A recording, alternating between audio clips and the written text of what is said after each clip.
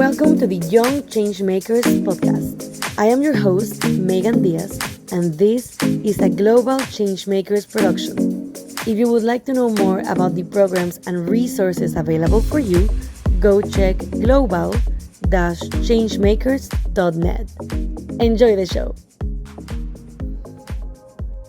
Hi, today we're kicking off the 6th season of the Young Changemakers podcast, a global changemakers production that showcases inspiring stories and conversations with young people making an impact in development.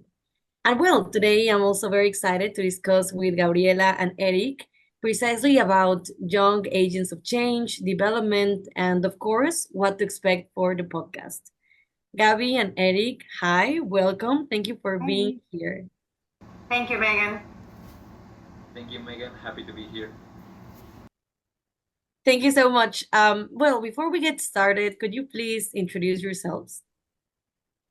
Of course, shall I just go ahead? So I'm Gabriela Yeager, co-founder and programs director of Global Changemakers. Have been involved in the organization for, I think, 16 years, but I'm starting to lose count, so it's been a while.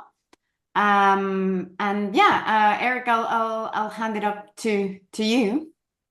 Thank you. So I'm Eric Ortega. I'm the current programs manager for Global Changemakers. I'm based in Mexico City, and I am also an alumnus from the Global Youth Summit from 2017, along with Megan, who was also there. And yeah, I'm basically overseeing some of the programs from the Global Changemakers, and I'm really happy to be here.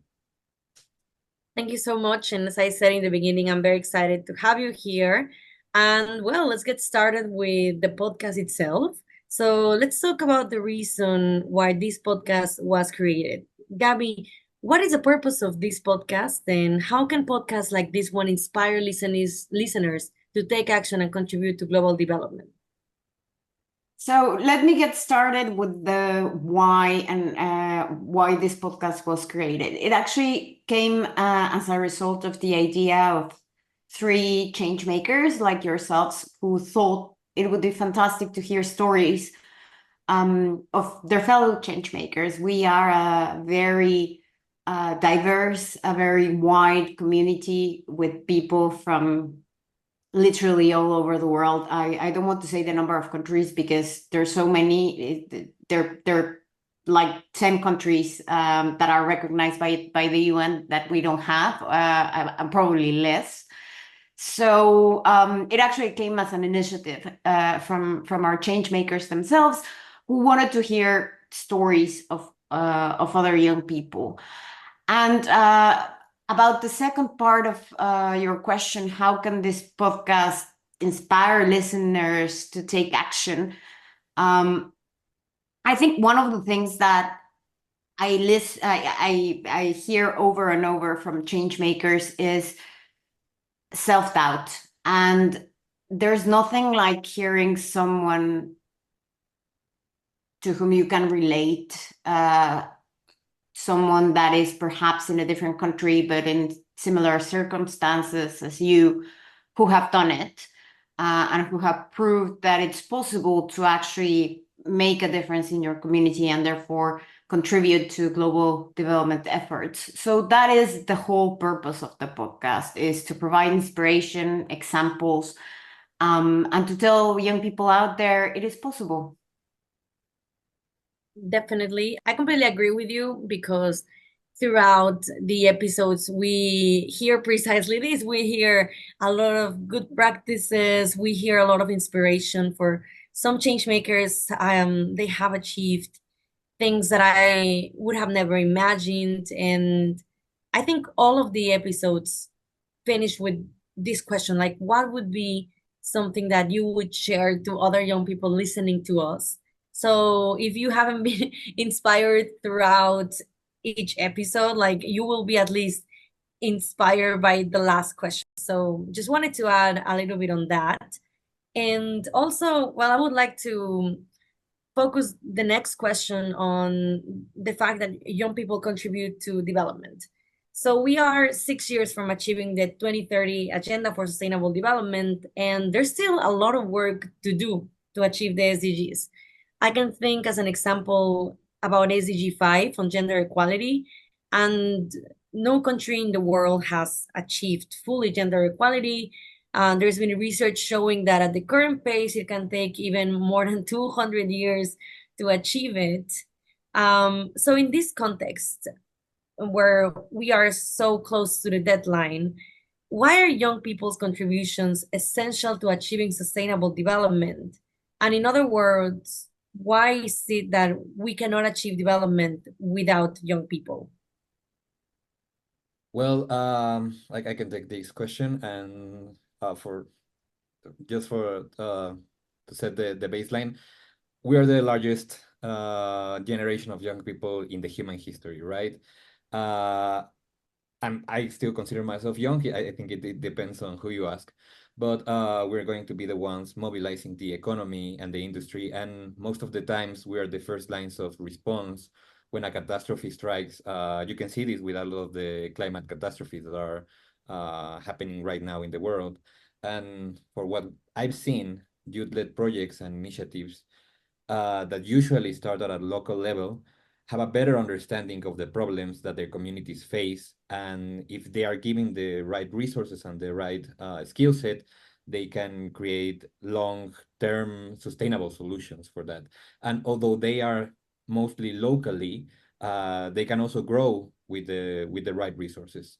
And yeah, also because if when they are the first line of response, um, they have direct context of the problematics that they are facing, and they have less biases, and they are able to create innovative solutions that sometimes people that were born under systematic and bureaucratic the structures that created these problems cannot see directly how to achieve this solution. So I do think that if we provide young people with the resources and skills needed, they can be the force that actually leads us to sustainability. And as global change makers, we have witnessed that firsthand, how powerful can young people and youth-led projects be.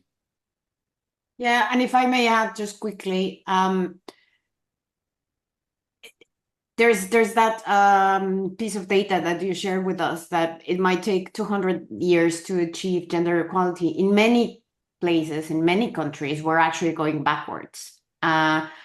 And it is the responsibility and for the sake of young people themselves to actually do something about it, because you're the ones that are going to live longer through things. And throughout history, every single movement that has actually made change had a vast majority of young people involved. So only to add to what Eric said, we need to wake up young people that are not awakened yet, in understanding that in many countries, many rights that they took for granted are suddenly disappearing. So it is very important to remain involved, to remain engaged, to remain active, in any way that you can.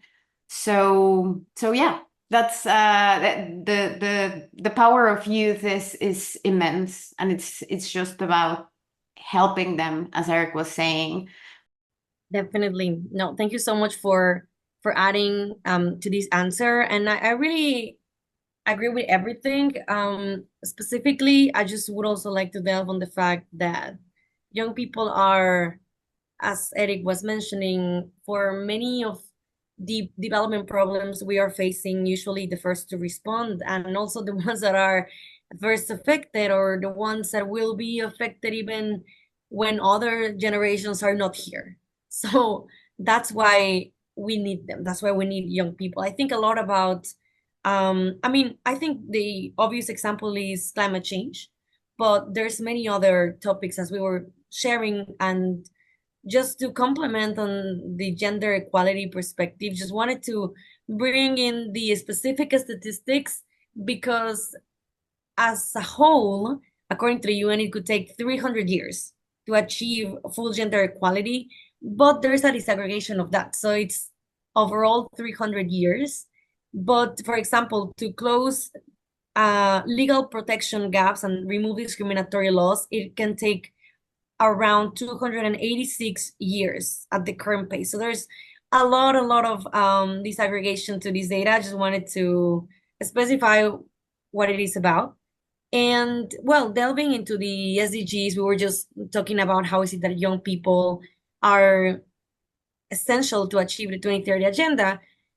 So in this regard, I would like to know how are young people in global change makers or around the world in any projects that you know about or that you are supporting actively contributing to achieving targets related to some of these goals? If possible, actually, I would love to hear as well examples on SDG 1, no poverty, SDG 2, zero hunger, SDG 13, climate action, and SDG 16 on peace, justice, and strong institutions, since these SDGs were reviewed in the high level political forum this year.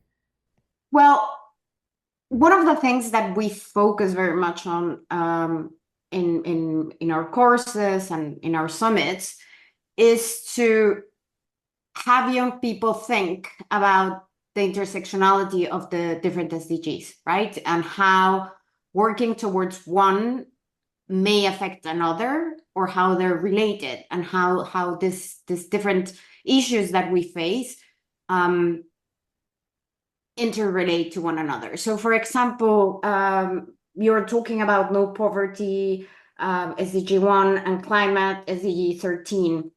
I can think of two projects that we're right now supporting in South Africa and Zambia that are focusing, and you can also add education there, that are focusing on teaching young women, let's add gender, how to install solar panels to provide them decent jobs, to tackle climate, and as a means of education. So there is a very clear example there of these two projects that are focusing on a specific group of people, giving them access to economic means, to independence, that can balance gender and that has a direct effect on climate. This is something that we very much focus on when we work as a group, when we have the chance to work as a group, but also in online through our courses. Think about how a problem can be solved in different ways. And at the same time, think about whether your solution doesn't have a negative effect on other areas. So that's one that I can think of.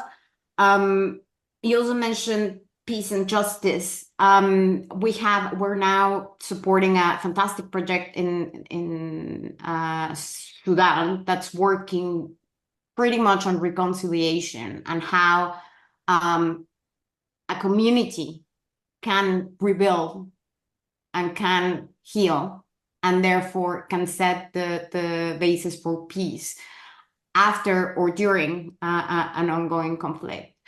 This is a fantastic project that basically uses different means, art, poetry, talking to each other, something that basic. That's having a fantastic result there. And this is also one of the projects that we released on the latest call for applications. And in hunger, again, how different SDGs interact.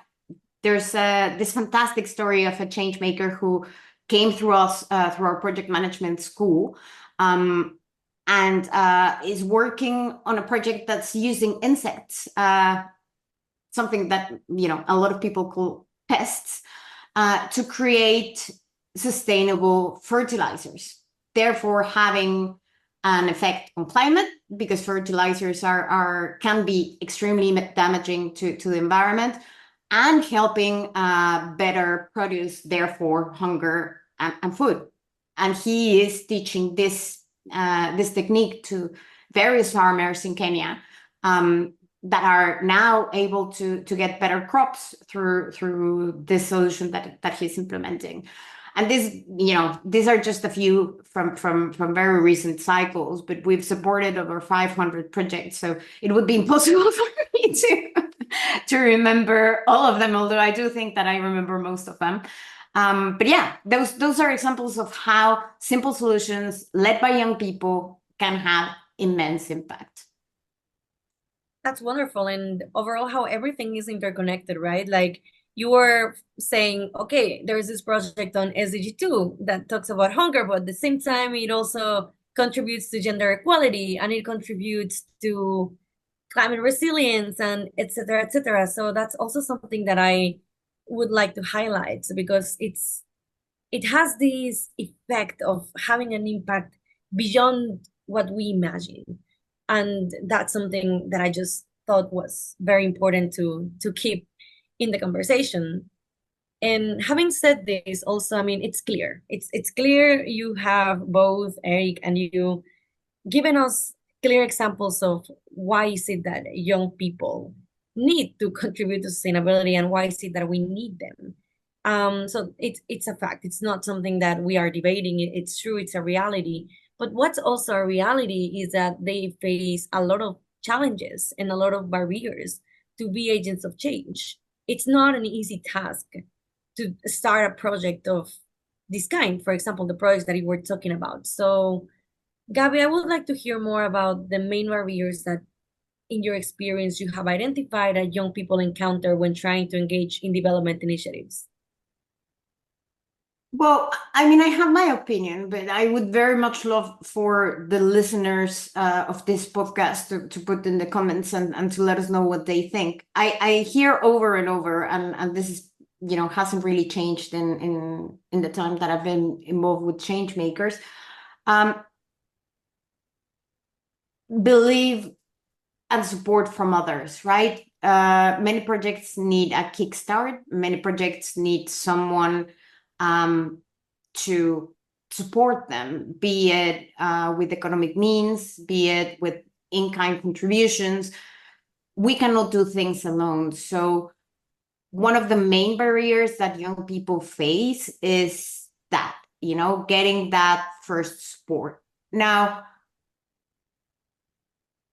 things have changed a little bit since we launched our online school, where nowadays any young person can enroll in project management course and get an education on how to do these things, and afterwards even apply for funding to get it started. But before we had that, the way young people came to us was through a selection process. In which they had to already have some sort of track record of doing something good for the community. And then through their engagement with our organization, we try to amplify that and support that and give them that seal of approval.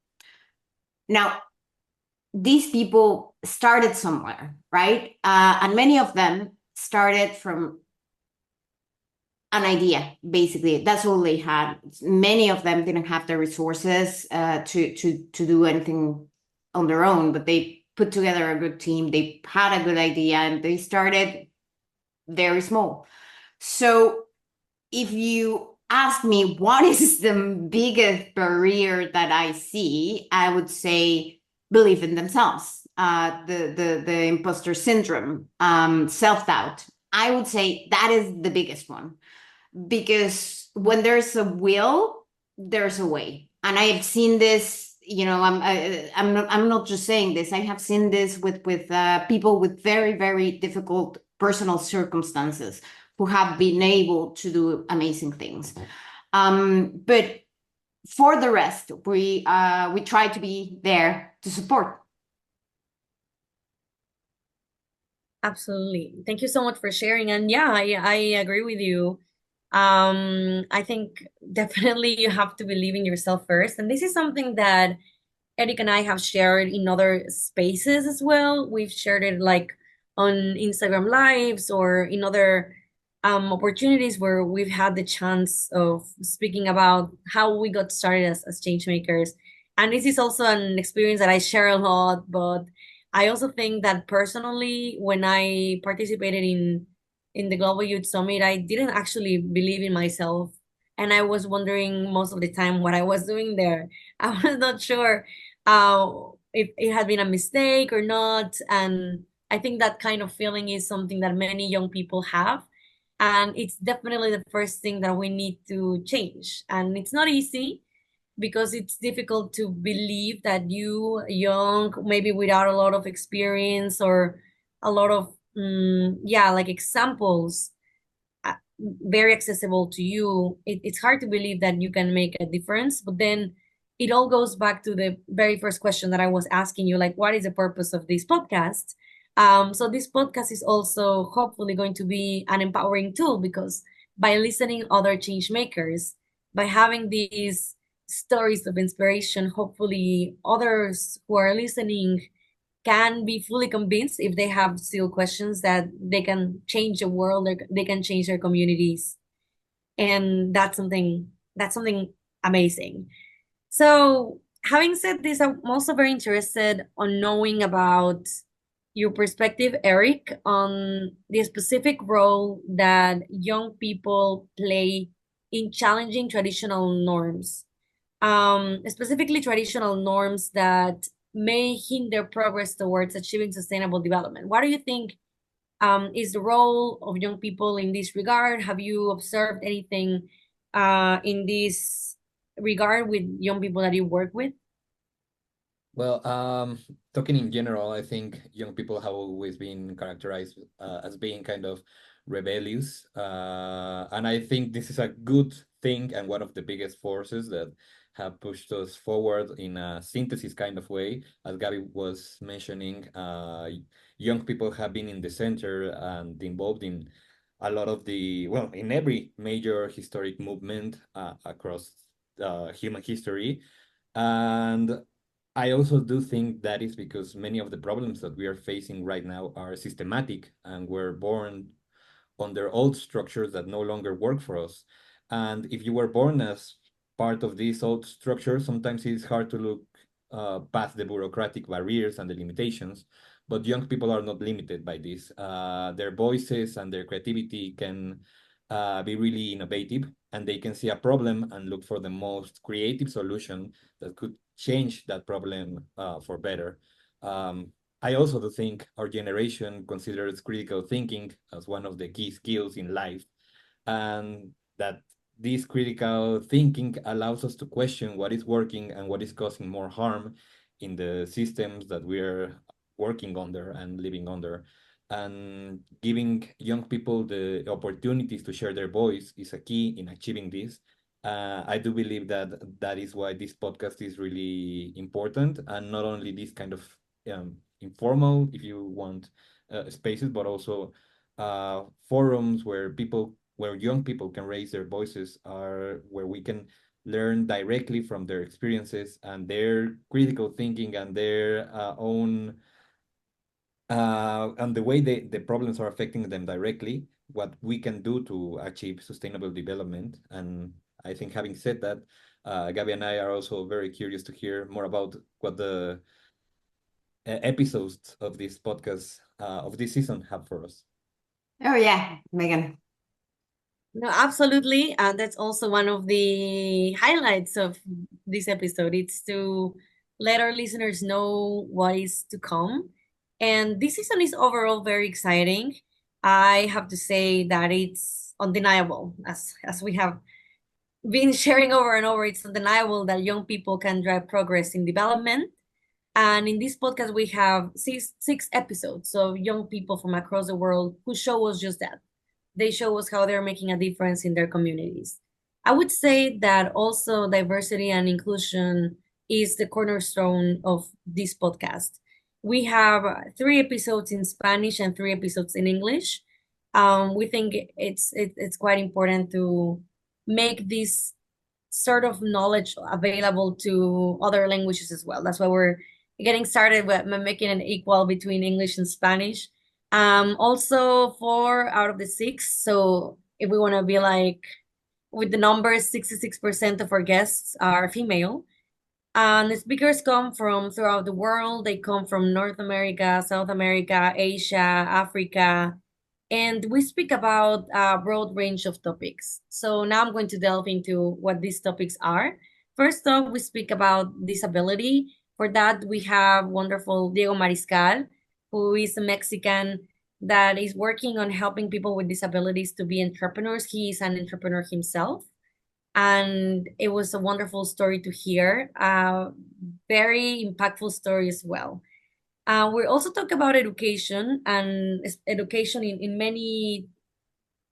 many of its fronts, but one of them is education for sustainable development, and how is it that new skills and other type of approaches are needed to boost the power that young people have. We discussed this mainly with Brenda from Ashoka, but we also talk about sexual and reproductive health.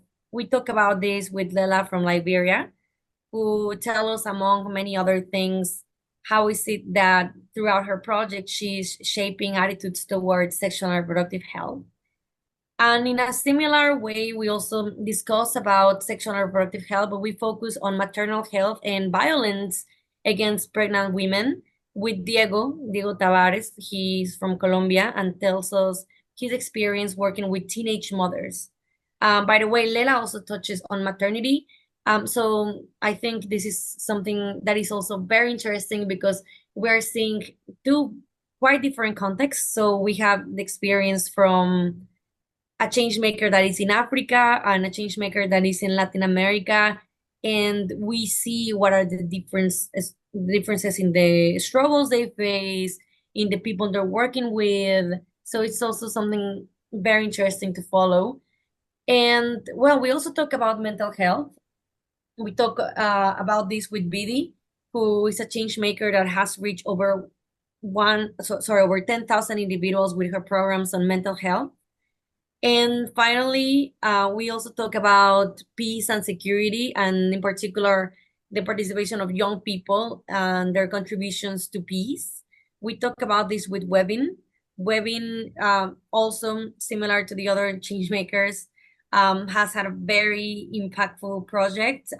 She has even briefed the Security Council of the United Nations on the matter and started a coalition on peace in Kenya that has a lot of stakeholders. So, well, as you just heard, it's a very exciting season. We have a lot of topics, very impactful change makers, and again, very diverse in terms of gender, nationality, language. So, yeah, I'm very happy to share this with you.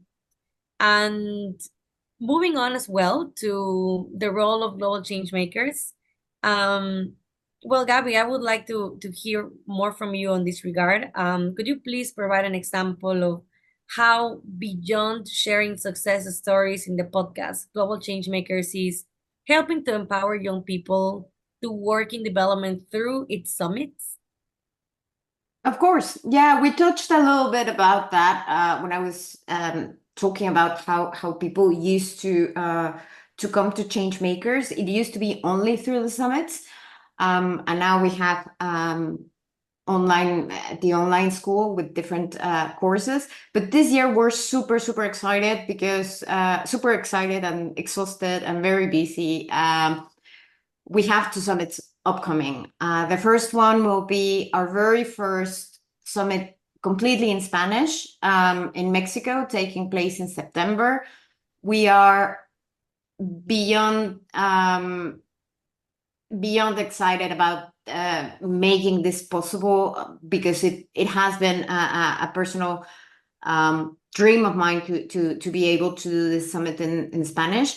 Fortunately, we're counting with the support of the World Food Program of Latin America, who will be present and supporting our change makers with a particular focus on those working on sustainable agriculture and zero hunger, climate resilience, and related topics. And we also have a global summit in South Africa in October, bringing people from all over the world. So, I mean, what can I say? The summits are incredible. They're a lot of work.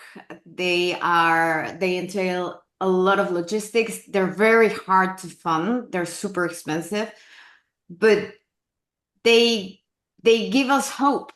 And there is something very special that happens in that summits that allows you, actually, not me, allows you to be connected with Global Changemakers past many years. So yeah, this year we're doing it 2 times. That is fantastic. And yeah, I couldn't agree more because as I shared before and as Eric shared before, like we actually met in a summit from Global Change Makers. So this was our first, yeah, our first experience with what Global Change Makers was. And it was such a life-changing experience. Like it is so empowering to hear from other young people as well. So I would say that a summit is like a live podcast because the stories that you would hear like on, yeah, like on Spotify now or whatever platform you're using to hear about what other young people are making or what experts think on this matter is something that you see through a summit, but in person. So I would say it's also very empowering to be there because you go there to learn about your like you learn for you, right? Like you get skills, you get, for example, I remember when I was there, I had like some training on public speaking, training on elevator pitch, training on how to describe my project in like few but impactful ways, a few words but impact in an impactful way. Um, and then you learn this for you, but then when you talk with others, so when you're not in a formal session, sometimes you even end up learning more because then you hear about others, what they have done, how they did it, like what they struggled with. So it's just so it's so amazing the opportunity to have. And I don't know, Eric, if you want to add anything since you and I, like, we were in the same cohort. Yeah, I mean, as you mentioned, I was struggling with a lot of imposter syndrome before the summit, and being there, feeling part of this amazing community that I know it's not only the change makers in our summit, but also the complete network, feeling they understood the struggles that I had. And I felt like a warm hug from the community that really inspired me and kept me going when I came back to Mexico.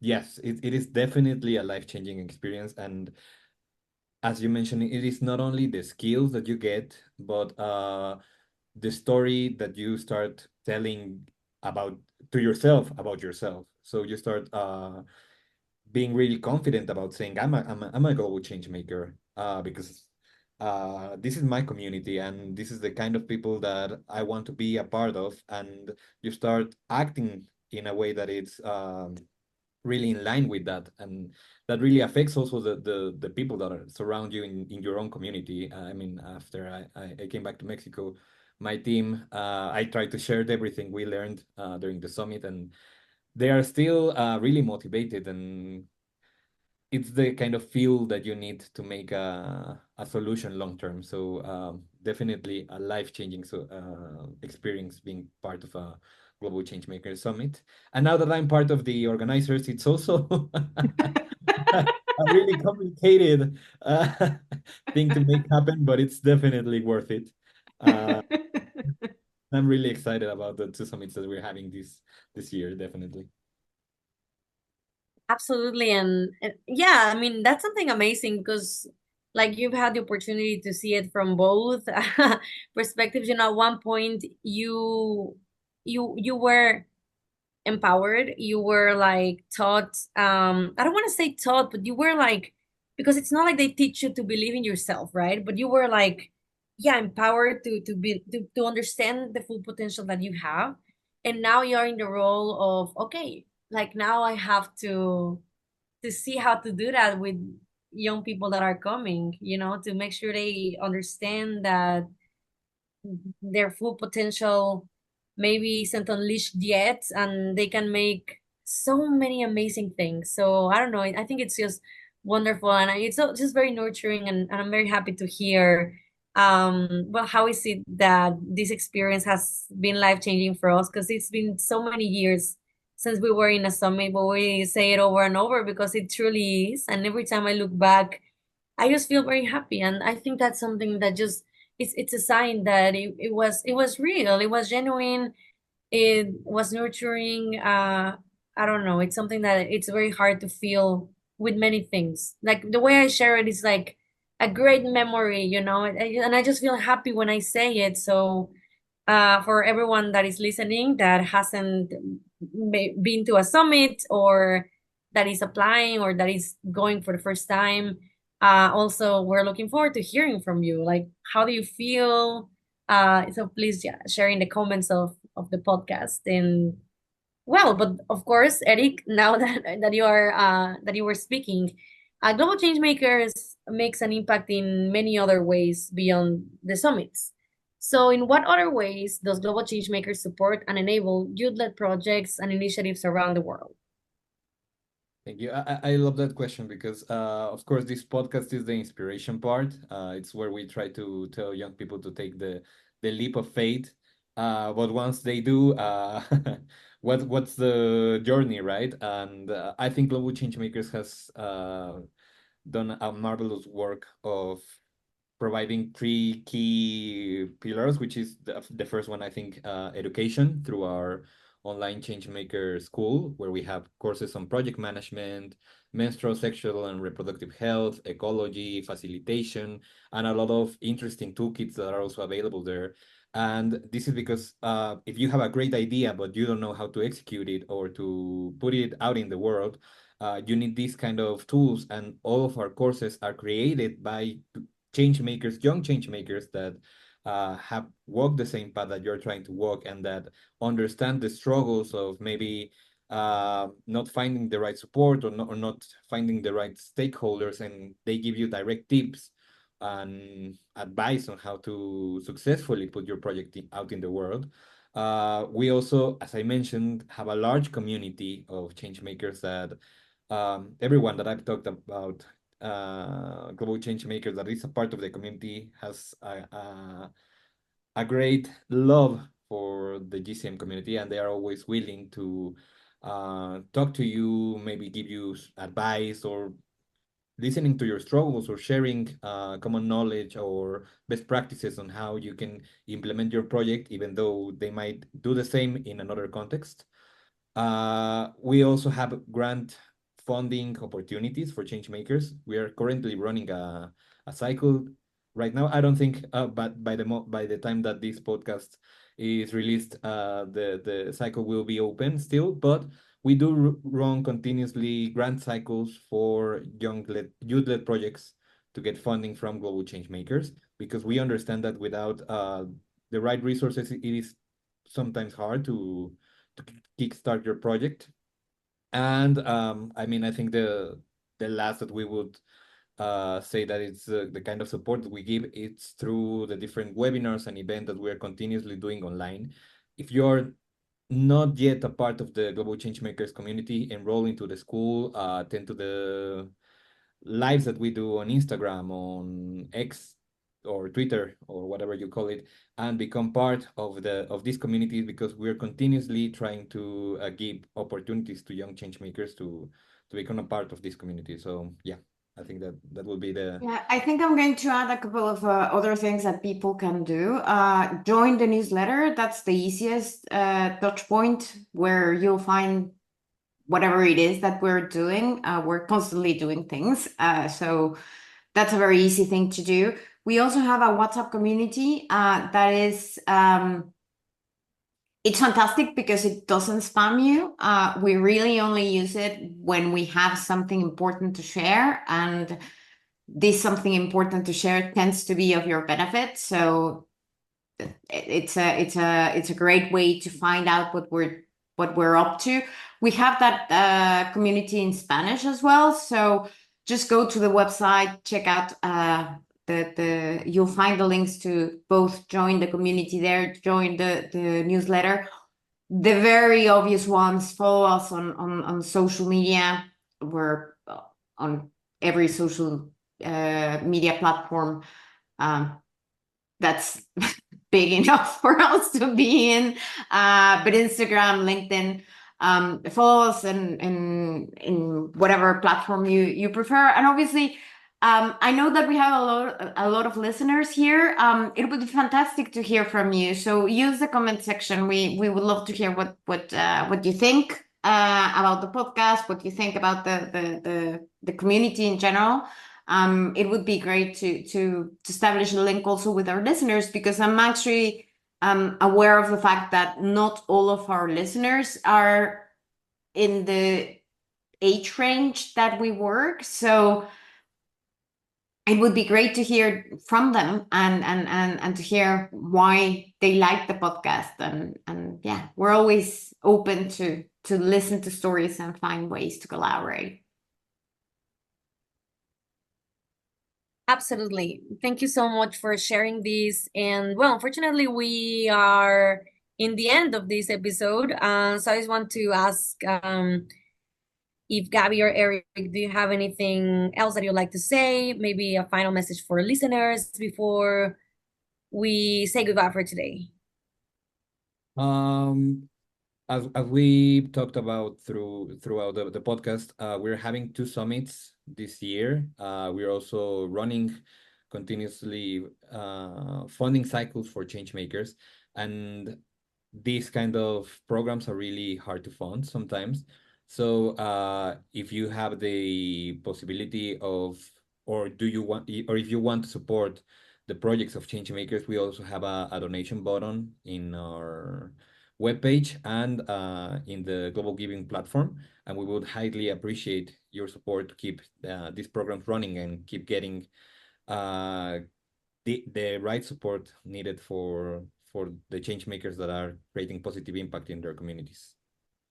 Yes, absolutely. I would love to add to that, to say that your donations in the United States and in most of the Western world are deductible. So there are different means and different ways in which you can use this donation button. And just to say that your donations are incredibly helpful, and that they go directly, literally every dollar we raise goes directly in supporting a young person that's making a difference. So big or small, they're very much appreciated, and there are different tax incentives that you can take. They can be deducted, but yeah, even if it's a cup of coffee, or the amount of a cup of coffee makes a big difference in our work. So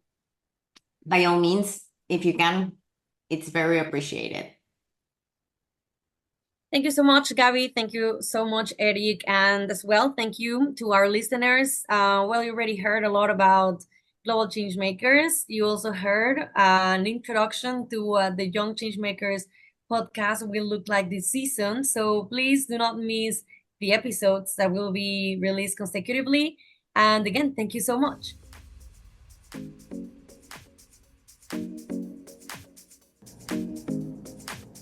Thanks for listening to the Young Changemakers podcast.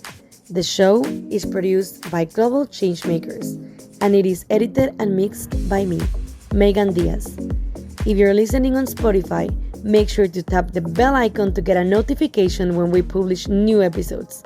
And of course, please visit global-changemakers.net to access our full archive and resources available for you. Thank you.